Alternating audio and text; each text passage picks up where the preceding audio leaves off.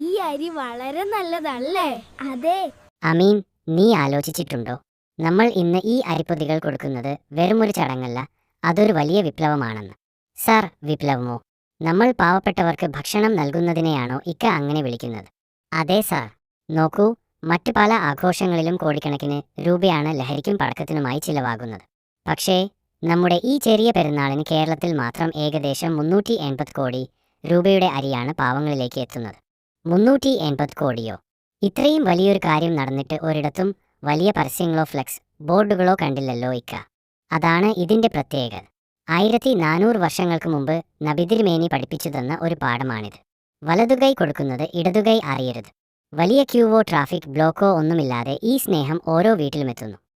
നമ്മുടെ നോമ്പുകാലത്ത് അറിഞ്ഞോ അറിയാതെയോ വന്നുപോയ തെറ്റുകൾക്കുള്ള പരിഹാരം കൂടിയാണ് ഈ ഫിത്ർ സകാത്ത് എന്ന്. അതെ, പള്ളികളിലെ പുരോഹിതന്മാർക്ക് നൽകാനല്ല, മറിച്ച് നമ്മുടെ ചുറ്റുമുള്ള പാവപ്പെട്ടവർക്ക് നേരിട്ട് എത്തിച്ചു നൽകാനാണ് കൽപ്പന.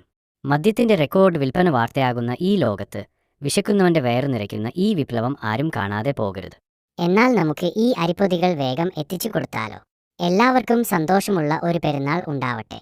അതെ, സ്നേഹവും സമാധാനവുമുള്ള ഒരു ലോകത്തിനായി നമുക്ക് പ്രാർത്ഥിക്കാം.